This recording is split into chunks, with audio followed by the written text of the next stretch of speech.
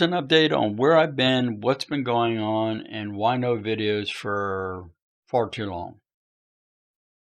I'll try to bullet point it because if I try to go through all the details, this is going to be a 20-minute video, and that's not what I'm wanting. I am in the process of doing a PhD. I'm at the very end of it. And what I mean by the very end of it, we're doing the last edits of the final draft and get ready to do the final defense. Now, we've been working on this for a number of years. I've kind of mentioned it here and there. I've also kind of referenced it. I do have a Hackerize Facebook page where every now and then I put something up about the research. Mostly, at this point, we're just putting links, thumbnails to these videos. Long story short, in the last semester, my professor, my committee chair, took a multi-week vacation, which coincided with a day or so from us beginning a multi-week vacation, which also goes when we came back, we had a 3-day event that we had to go through here in Central Florida. And so before you know it,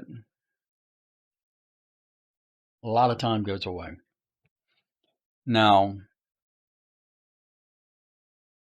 let's get kind of up where we're going. During this, I guess you could say, downtime, I have been doing a lot of PhD stuff, a lot of it. I've also been doing some other things. So let's do a quick rundown. When I got back from vacation, Professor had a chance to look at my paper somewhere about a week after I got back, and I had over 100 and some odd changes to make in the paper. But at this point, we're not talking about stuff that's just bad and it's got to be redone or no, it's not that kind of thing. It's just some verbiage needs to be expanded to clarify some things. Tense has to be changed because initially you write the dissertation, the first 3/5 of it, and future tense about what you're going to do. Then you have to, once you're done with everything, you have to go back and rewrite that third of the paper to what you did. And so changing the tense, sometimes it's easy to miss things. There's those type of things. Some things we discovered during the research that needed to be discussed and brought out more has to be inserted, those kinds of things. So that took me about a week or so to get his changes done. Then it went to the committee. I have two different people in the committee. Dr. Snyder, she got married, name change. She is very good about the message, the story, that makes sure it's pretty consistent, and there's not a lot of things that would break up that message and that story. Whereas Dr. Kuiper is or was, I know he was retiring. I don't know if he has or not, but when I met him, he was a senior cyber analyst for the FBI. He's very analytical. He's very concise.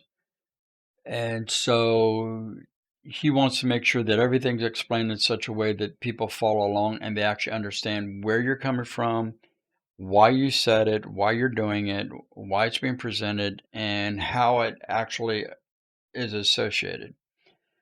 So you take those two things and you put them together. Some people might think that they kind of contradict or they at war with the other, but it's not. You just tell the story.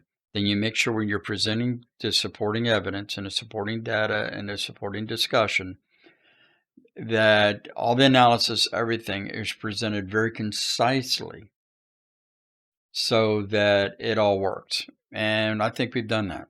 Long story short, I ended up turning in the final draft from all of those three individuals the last day of the semester, or I think the day before the last day of the semester. And there's not enough time for them to go back through and make sure that everything's good. And then we sign off on it. I do my final defense, and then they sign on it. For our university, we have two defenses. You have a defense at proposal stage. The idea stage, you're pretty much the only person you have to convince is the committee chair. the person who's actually going to mentor you through the whole process. Your actual first defense is on the methodology, on your foundations, on the supporting literature, and all that you do at the end of the proposal stage. Once they sign off on that, then you go to the data collection stage. So my final defense is just basically on the data and the results, what we found, what was discovered, that type of thing. That way I'm not trying to defend this massive thing, which some universities do. You end up doing all this work, all this time, everything else, and you get to the defense and they say,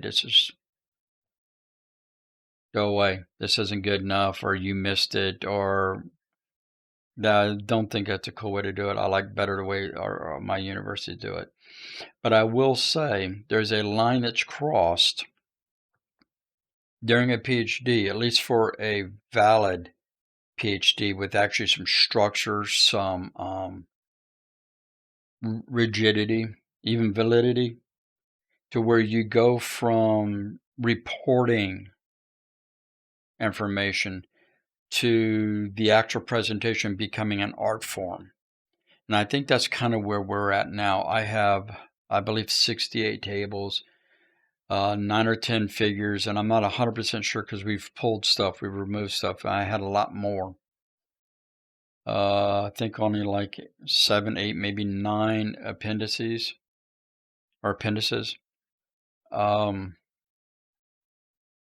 We've whittled the paper down. We've slimmed it down. It's still over 200 pages, over 300 references, if I remember correctly. Enough of that. That's pretty much where I've been for the last several weeks. As far as your channel goes, I'm making videos. I've got 2 laptops. I'm going to be doing 2 different series simultaneously, I believe. One's going to be Windows 10 and 11.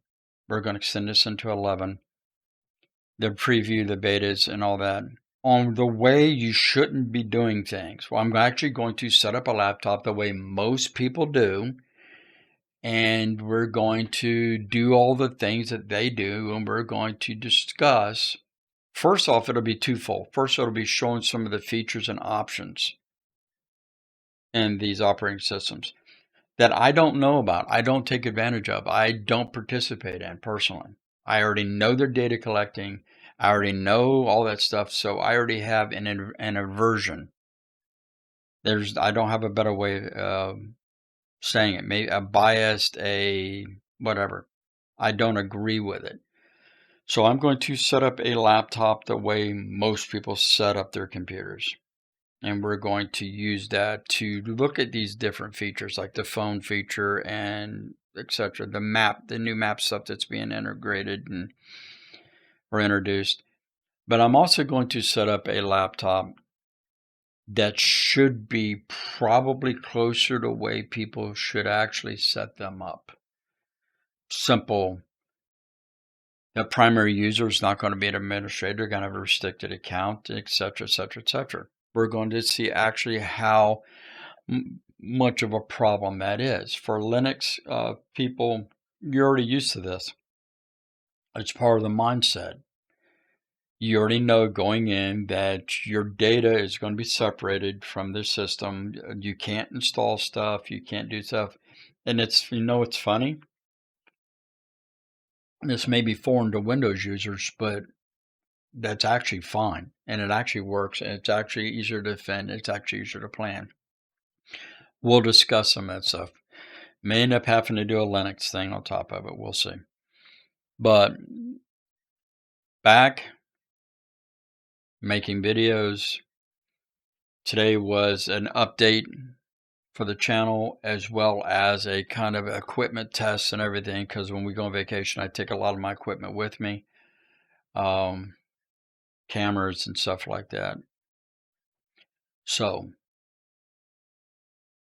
let's get the cobwebs off the like buttons. Let's break loose some of the stuff on the notification bell, and let's start growing this channel again. Let's start working at it. This should be the last major time distraction, and we'll see.